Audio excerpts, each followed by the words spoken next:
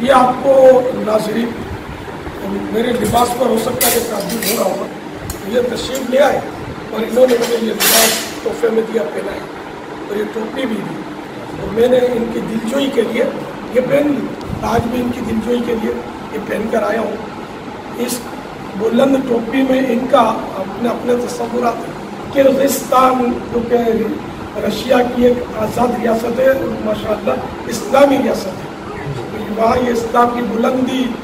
سے اس کو تعبیر کرتے ہیں، اور اس میں جو دو بیچ میں یہ حصے کٹ، یہ کٹ سے یہ ان کا یہ تصور ہے کہ اس حق و باطل جدا جدا ہے، یہ کبھی مل نہیں سکتے۔ سفید رنگ جو ہے کہ یہ